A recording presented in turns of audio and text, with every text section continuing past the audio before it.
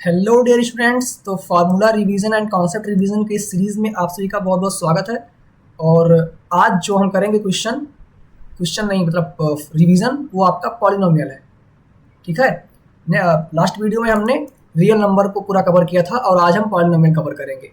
Polynomial में भी देखो कुछ फॉर्मूले हैं, ज़्यादा फॉर्मूले तो नहीं है। रियल नंबर में भी ज़्यादा फॉर्मूले नहीं थे। कुछ कॉन्सेप्ट्स और फॉर्मूले आपको जो इसमें हैं आपके सिलेबस में उतना हम लेकर आए हैं। ठीक, बाकी भी चैप्टर्स का हम जल्दी जल्दी करवाएंगे। तो बिना टाइम लिए आपका आइए स्टार्ट करते हैं। आपका हर एक टॉपिक इसमें क्लियर किया गया है। चलिए चलते हैं। तो ये रहा हमारा आज का जो पहला कॉन्सेप्ट, या कॉन्सेप्ट बोलो या फिर टॉपिक बोलो, जो भी आपकी मर्जी। ठीक, क्या है? सबसे पहले पॉलिनोमियल कहते किसे हैं? एक ऐसा एक्सप्रेशन है पॉलिनोमियल, जैसे कि ए नॉट ए वन एक्स, इस तरीके का कहीं लिखा हो तो उसको हम बोलते हैं पॉलिनोमियल। जहाँ पे ए हमारा जीरो ना हो, एक भी ए जीरो नहीं है, इज कॉल्ड अ पॉलिनोमियल। ठीक है। In variable x of degree n, क्योंकि इसमें मैक्सिमम पावर एन है तो डिग्री एन बोल दिया गया। ठीक, यहाँ पे ए वन ए टू क्या है? कोई रियल नंबर्स कोई भी हैं जो कि नॉन नेगेटिव इंटीजर्स हैं। इन सबसे आपको लेना देना नहीं है, बस आपको समझना क्या है, यहाँ पे डिग्री समझना है। जैसे कोई पॉलिनोमियल है, एक्स के टर्म्स में पॉलिनोमियल है, तो उसका जो हाईएस्ट पावर होता है, हाईएस्ट पावर ऑफ एक्स, यानी कि पी एक्स में जो हाईएस्ट पावर ऑफ एक्स होता है वही आपका क्या होता है? Degree of the polynomial. ठीक, जैसे कि यहाँ पे डिग्री क्या है? यहाँ पे डिग्री क्या है? 2 है। ठीक है। अच्छा, पॉलिनोमियल किसे कहते नहीं है? अगर जो हमारा जैसे हमारा पॉलिनोमियल एक्स के टर्म्स में है तो एक्स में अंडर रूट नहीं होना चाहिए, एक्स के पावर में -1 नहीं होना चाहिए, कि हमेशा नॉन निगेटिव इंटीजर्स होने चाहिए। ठीक है, पावर में। ठीक, एक्सपोनेंशियल टाइप का नहीं होना चाहिए और ट्रिग्नोमेट्रिक टाइप का नहीं होना चाहिए, ऐसा कुछ। तो इन सबको पॉलिनोमियल हम नहीं बोलेंगे। जैसे कि यहाँ पे ये पॉलिनोमियल नहीं है। ठीक, इसका भी आपके एग्जाम में क्वेश्चन आया हुआ है। जैसे कि 4x + 2, इसकी डिग्री क्या है? इसकी डिग्री हो जाएगी 1, क्योंकि इसमें मैक्सिमम पावर x की 1 है, इसमें मैक्सिमम पावर कितनी है? 2, तो इसकी डिग्री 2 हो जाएगी। ठीक, तो उम्मीद है आप लोगों को समझ में आ गया होगा कि डिग्री क्या होता है और किसे पॉलिनोमियल कहते हैं और किसे पॉलिनोमियल नहीं कहते हैं। ठीक, चलते हैं फिर नेक्स्ट कॉन्सेप्ट पे। नेक्स्ट कॉन्सेप्ट हमारा ये है, देखो, एक पॉलिनोमियल ऑफ डिग्री 0। अब किस पॉलिनोमियल की डिग्री 0 होती है उसको बोलते हैं हम कांस्टेंट पॉलिनोमियल। जैसे कि हम कोई px लिख दिए, px = 5। अब खाली 5 एक डिजिट लिखा हुआ है, कांस्टेंट नंबर लिखा हुआ है, हम इसको ऐसे लिख सकते हैं ना, x की पावर 0 बगल में। क्यों?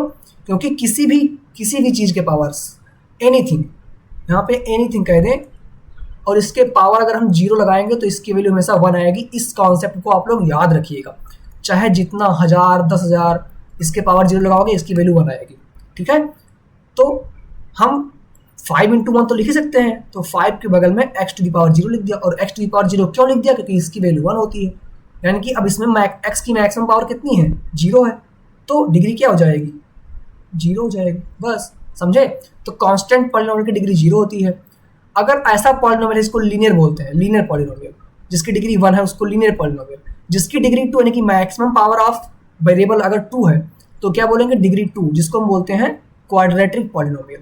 अगर मैक्सिमम पावर 3 है तो डिग्री 3, और उसको बोलते हैं क्यूबिक पॉलिनोमियल। मैक्सिमम पावर अगर 4 है तो डिग्री 4, और उसको बोलते हैं बाई क्वाड्रेटिक पॉलिनोमियल। इससे आगे आपके एग्जाम में नहीं आने वाला।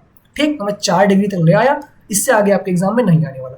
और ये जो भी यहाँ पे पॉलिनोमियल लिखे हैं ना, ये आपके स्टैंडर्ड फॉर्म लिखे हैं, स्टैंडर्ड फॉर्म ऑफ पॉलिनोमियल, तो इनको याद रखिएगा। ठीक है, इतना क्लियर है सबका?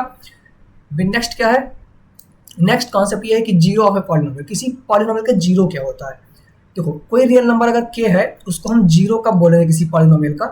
अगर उस k को हम पॉलिनोमियल के अंदर रखें, उस पॉलिनोमियल की वैल्यू 0 आ जाए। ठीक है, तो उसको जीरो ऑफ द पॉलिनोमियल बोलते हैं। Geometrically, the zeros of the polynomial px are precisely the x coordinates of the points where the graph y = px intersect the x axis।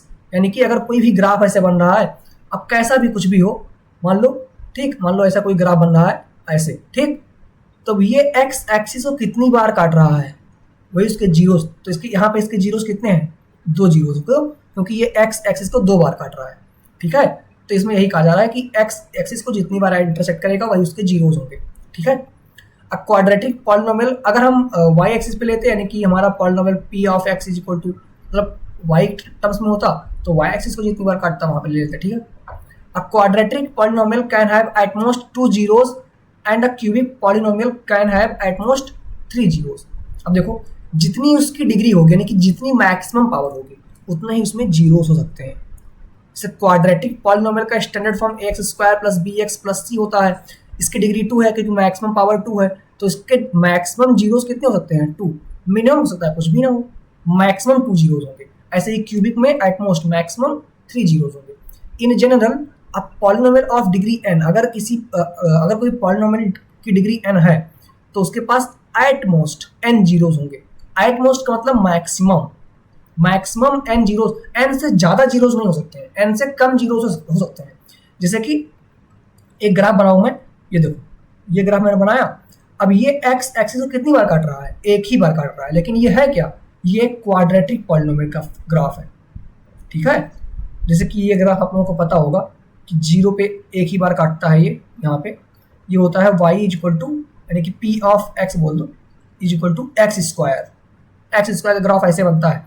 ये x एक्सिस को एक ही बार काटता है, तो इसमें जीरोस एक ही हैं, दोनों आपस में है, तो देखो है दो zeros, 0 0, x is equal to 0,0 आएगा, दो जीरोस, लेकिन दोनों आपस में इक्वल है, तो इनको एक ही कंसीडर किया जाएगा, ठीक है। क्योंकि ऐसे क्यों ऐसे एक ही कंसीडर किया करेंगे, क्योंकि x एक्सिस को एक ही बार काट रहा है, ठीक है। फिर नेक्स्ट क्या है, टाइप ऑफ पॉलिनोमियल, लीनियर का मतलब ax plus b, a zero नहीं होना चाहिए, अगर a जीरो हो गया तो x का कोई एग्जिस्टेंस ही नहीं रहेगा, फिर तो कांस्टेंट बचेगा, और कांस्टेंट का तो जीरो होता है क्या, डिग्री, तो लीनियर रह ही नहीं जाएगा, यानी कि लीनियर होने के लिए a जीरो नहीं होना चाहिए आपका। तो इसमें जीरोस कितने होंगे, एटमोस्ट मैक्सिमम 1 जीरोस होंगे, वो होगा क्या, माइनस बी अपॉन ए ही होगा। अगर क्वाड्रेटिक आ गया, इसमें भी a जीरो नहीं होना चाहिए, क्योंकि अगर a जीरो हो गया तो एक्स स्क्वायर जीरो, यानी कि आपका यहाँ पे क्वाड्रेटिक नहीं बचेगा, इसके एटमोस्ट 2 जीरोस हो सकते हैं।